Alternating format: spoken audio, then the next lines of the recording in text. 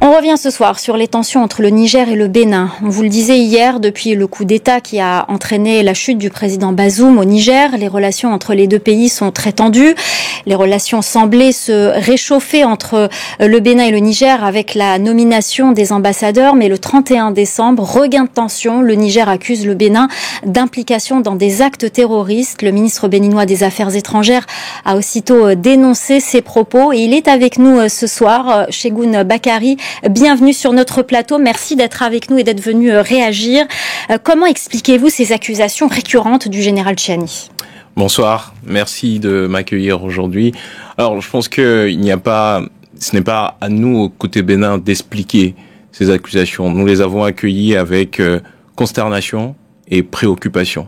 Consternation parce que ce sont des accusations qui sont récurrentes, comme vous l'avez dit, et qui n'ont rien à voir avec la réalité. Elles n'ont rien à voir avec la réalité, elles n'ont rien à voir avec ce qui se passe réellement sur le terrain et la politique que le Bénin ne cesse de mettre en œuvre depuis un certain nombre de mois pour nous assurer que dans notre espace géographique, dans notre espace sous-régional, nous puissions avancer et traiter les questions de fond qui nous préoccupent tous en fait. Préoccupation parce que elle vient, comme vous l'avez dit, à un moment où nous étions dans une approche de normalisation, de rétablissement d'une situation que nous avons pu connaître et que nous avons tous déploré à un moment donné. Dans tous les cas, comme nous l'avons dit, nous dénonçons cette attaque une fois de plus, en fait, ces accusations, et nous appelons réellement à ce que le dialogue soit serein, que le dialogue soit rouvert, et le Bénin aura toujours la main tendue. Nous avons proposé, pour rétablir la confiance il y a de cela plusieurs semaines de manière officielle, que des rencontres soient organisées entre nos autorités militaires, de manière à ce que, entre autorités chargées de la sécurité, ils puissent rétablir cette confiance. C'est ce que je refais aujourd'hui. Je lance un nouvel appel pour que nos autorités militaires puissent s'asseoir ensemble. Nous avons même offert, le président de la République a offert la possibilité pour les autorités militaires nigériennes, en compagnie des autorités militaires béninoises, de pouvoir visiter notre territoire national, parce que le Bénin, depuis 1960, n'a jamais accueilli une base militaire. Eh ben justement, ça fait partie des accusations ou des soupçons, en tout cas du Niger, et notamment une base militaire française. Hein, c'est ce que sous-entend souvent le Niger à votre rencontre. Ça fait partie des accusations. Est-ce qu'il y a des bases militaires françaises ou étrangères au Bénin définitivement ? D'abord, je pense que le choix d'avoir une base militaire, une présence militaire étrangère sur un territoire est un choix souverain. Chaque État détermine sa politique de défense et détermine les relations dans lesquelles elle veut s'établir. Le Bénin a une doctrine diplomatique qui est suivie depuis 1960. Et je dis, depuis 1960, nous sommes l'un des pays sur le continent africain, en Afrique de l'Ouest, à n'avoir jamais accueilli de base militaire, quelle qu'elle soit. Ça ne veut pas dire que demain ce ne sera pas possible, mais à l'heure actuelle, depuis 1960, ce sont des faits. Il n'y a jamais eu de base militaire étrangère au Bénin. Le Bénin a choisi. Est-ce qu'il y a une présence française, militaire française, ou d'ailleurs autre que française au Bénin ? Le Bénin a une politique de coopération avec toutes les grandes nations du monde. Parce que, en réalité, ce qui importe pour nous, c'est le développement de notre pays, c'est la sécurisation de notre territoire. Et pour le faire, nous collaborons, nous coopérons avec différents partenaires. Pas que la France, nous coopérons avec les États-Unis, nous coopérons avec la Chine, nous coopérons avec les Émirats arabes unis, nous coopérons avec des pays africains, le Nigeria, le Niger, jusqu'à il n'y a pas longtemps, et d'autres pays. Parce que nous pensons que c'est dans cette coopération que nous tirons le meilleur pour défendre notre territoire et apporter les solutions aux problématiques de nos populations. Et c'est ce qui est le plus important. Après, chaque pays, comme je le disais, détermine sa politique, mais nous, en l'occurrence, et je pense que nous devons juger sur les faits. Les faits sont clairs et on peut se permettre de le dire, têtus. Depuis 1960, le Bénin n'a jamais accueilli de base étrangère. Alors justement, en plus des trois pays de l'AES, donc le Burkina Faso, le Mali et le Niger, le Tchad et le Sénégal et la Côte d'Ivoire annoncent la fin de la présence militaire française sur leur territoire. Comment interprétez-vous ce mouvement d'ensemble, surtout avec parfois la capacité limitée de certaines armées africaines, particulièrement en matière de renseignement à gérer la lutte contre le terrorisme? La question de la sécurité nationale et la question de coopération et de relations en matière de présence militaire étrangère ou non sont des questions, comme je disais tout à l'heure, de souveraineté.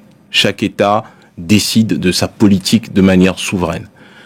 Il n'est pas dans mon rôle en tant que ministre des Affaires étrangères du Bénin de commenter les choix souverains qui ont été faits par d'autres États. D'autant plus que lorsqu'il y a quelques années de cela, certains de ces États, y compris le Niger, avait fait le choix d'avoir des bases militaires étrangères, elle n'avait pas consulté le Bénin.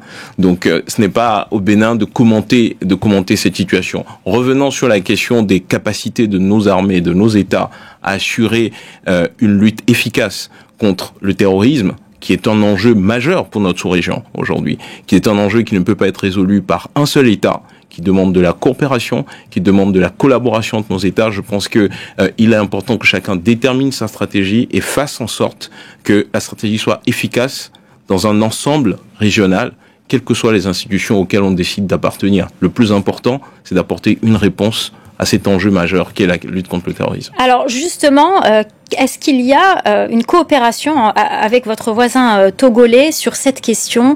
Les deux pays sont confrontés à cette menace terroriste. On sait très bien que les djihadistes ont des vues sur la mer, sur le golfe de Guinée. Est-ce qu'il y a une coopération renforcée entre le Bénin et le Togo sur ce plan?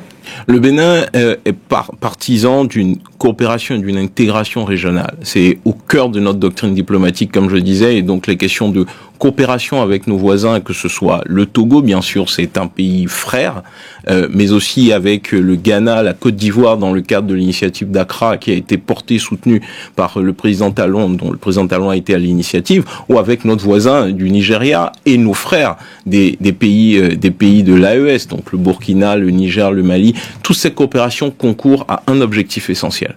Nous devons sécuriser notre espace sous-régional. Et en cela, un seul pays ne parviendra pas à apporter la solution idoine. Nous avons une obligation de coopération, et je le redis encore une fois de plus, dans un contexte où on parle aujourd'hui de départ de certains de nos pays frères de la CEDEAO.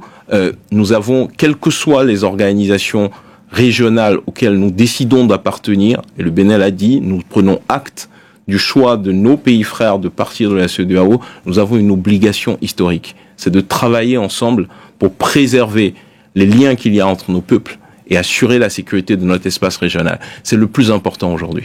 Alors, autre tension, monsieur le ministre, tension diplomatique entre le Mali et l'Algérie. Bamako accuse Alger d'actes d'ingérence.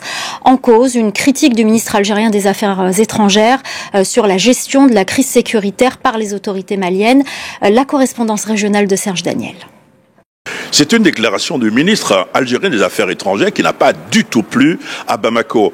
Ahmed Attaf a notamment déclaré à la presse que dans le nord du Mali, la solution n'est pas militaire, mais surtout que les groupes armés qui se battent contre le gouvernement malien ne sont pas des terroristes comme l'indique Bamako, mais que ce sont des groupes impliqués dans le processus de paix, un processus de paix qui devrait pouvoir reprendre. La junte malienne n'est pas du tout d'accord avec ces déclarations et dénonce, je cite, la persistance des actes d'ingérence de l'Algérie. Bamako va plus loin en parlant de proximité et de complicité de l'Algérie avec les groupes terroristes qui déstabilisent le Mali et à qui elle a offert gîte et couvert. Fin de citation. Le gouvernement malien n'est pas du tout content et le manifeste encore en déclarant que Alger doit cesser de faire du Mali un levier de son positionnement international.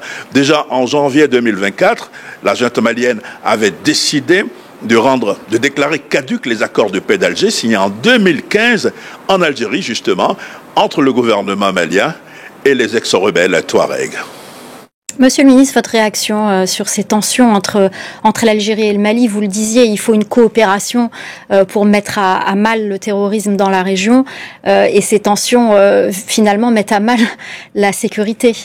Absolument, vous avez parfaitement raison. Je pense que toutes les formes de tension sur notre continent aujourd'hui, nous devons faire en sorte de pouvoir aplanir cette tension parce que nous avons un défi qui est majeur. Le défi de l'Afrique aujourd'hui, c'est un défi de lutte contre la pauvreté. C'est un défi d'émergence. C'est un défi de présence dans les échanges internationaux. Et nous ne pouvons pas atteindre ces objectifs. Nous ne pouvons pas relever ce défi si nous n'arrivons pas à assurer une forme de stabilité politique, de stabilité sécuritaire dans nos pays. Et donc, nous, au niveau du Bénin, nous ne cesserons jamais d'inciter, de promouvoir les questions de paix et de stabilité sur le continent. Et je pense que il est important que nos pays frères et amis du Mali, de l'Algérie puissent s'asseoir et discuter. C'est autour du dialogue que l'on finit toujours par trouver des pistes, des solutions qui permettent d'aplanir les éventuelles divergences qui peuvent survenir dans une relation. Mais il est important de pouvoir s'asseoir, de pouvoir discuter, dialoguer et arriver à trouver des solutions. Et le point commun aussi avec entre le Bénin et le Niger et l'Algérie et le Mali, c'est que les tensions commençaient à s'apaiser. Et pour que revienne encore cette nouvelle tension entre les deux pays. L'Algérie d'ailleurs n'a toujours pas réagi. Vous savez, des incompréhensions peuvent arriver. C'est tout à fait normal. Ça fait partie de la vie des communautés humaines. Ça fait partie des relations. Après, ce qui est important aussi, c'est que nous devons tous savoir que la géographie dicte les relations internationales, dicte la diplomatie, et personne ne déménagera.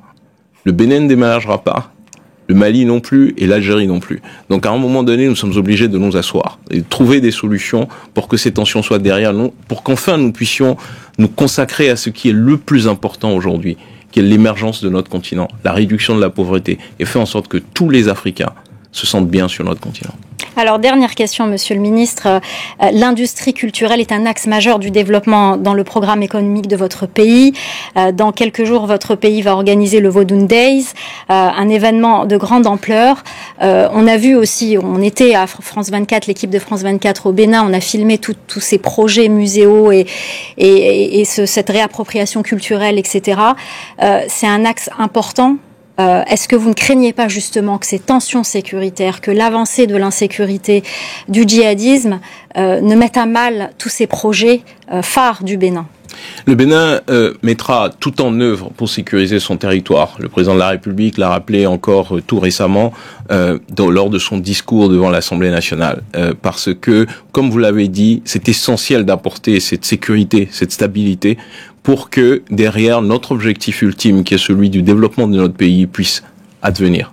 Donc tout sera fait, tous les sacrifices seront faits pour sécuriser, et en matière de coopération, nous ferons tout pour embrasser et travailler en commun avec nos pays voisins pour pouvoir apporter cette stabilité et cette sécurité. En ce qui concerne le soft power du Bénin, comme vous dites, cela fait partie d'abord de notre volonté de redonner au monde, de faire réapprendre au monde notre culture et l'essence en fait de la culture africaine. Il ne viendrait à personne de chercher à comprendre l'Europe sans comprendre la culture judéo-chrétienne. Il ne viendrait à personne à l'idée de chercher à découvrir le Moyen-Orient sans chercher à comprendre l'islam. De la même manière, il est complètement aberrant de chercher à comprendre l'Afrique et l'essence de l'Afrique sans savoir d'où viennent les Africains, quelle est leur culture, quelle est leur civilisation. Et donc c'est ce que depuis 2016, le gouvernement du président Patrice Talon essaye de faire.